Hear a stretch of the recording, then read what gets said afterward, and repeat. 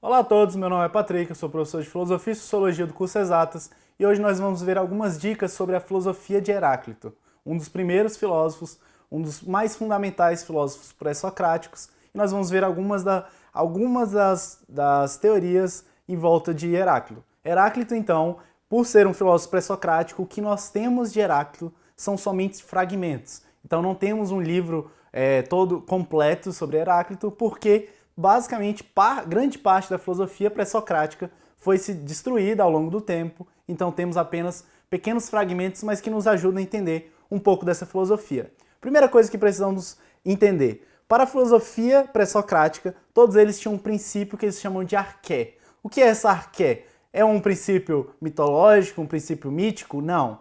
Para os pré-socráticos, esse princípio é sempre um princípio racional, o que significa para eles que eles não estavam falando de um aspecto, basicamente um aspecto mitológico, basicamente um aspecto de que o mundo seria feito por razões místicas. Então, para a filosofia pré-socrática, e especialmente para Heráclito, a sua arqué é um princípio racional que explica a natureza.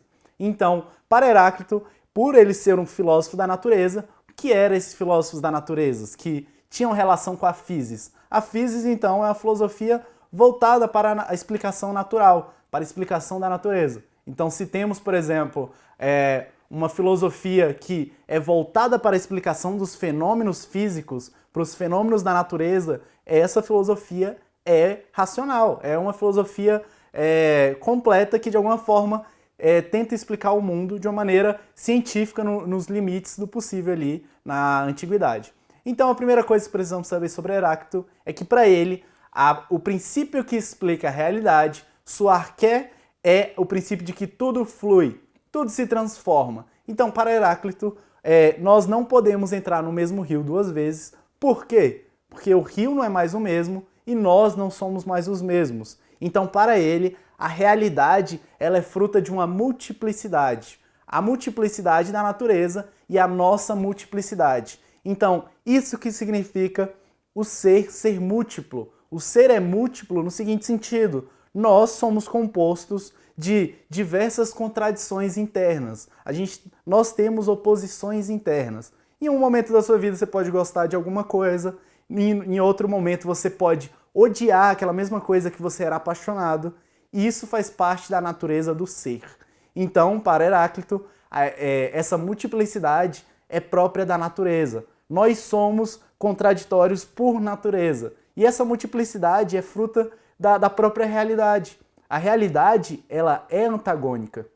Então, para Heráclito, essa oposição que acontece nas coisas, na natureza e em nós mesmos, dessa oposição nasce a harmonia. Essa harmonia é o elemento primordial da vida. Basicamente, se existe oposição, se para o dia existe a noite, se para a água existe o fogo, existe oposição na natureza. E para Heráclito, essa oposição cria uma harmonia natural, cria uma harmonia no ser. Então, basicamente, para essa filosofia, o objetivo dela é o devir, aquilo que você vai se tornar, aquilo que vem a ser.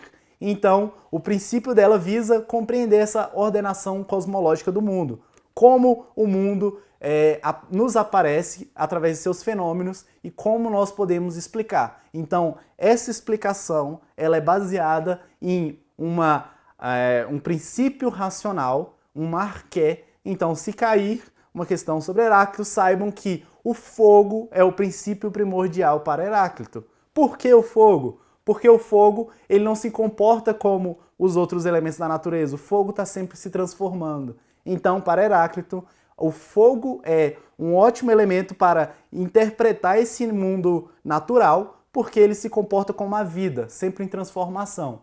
Então, galera, essa foi a dica de hoje. Acompanhe nosso canal para mais dicas e boa sorte!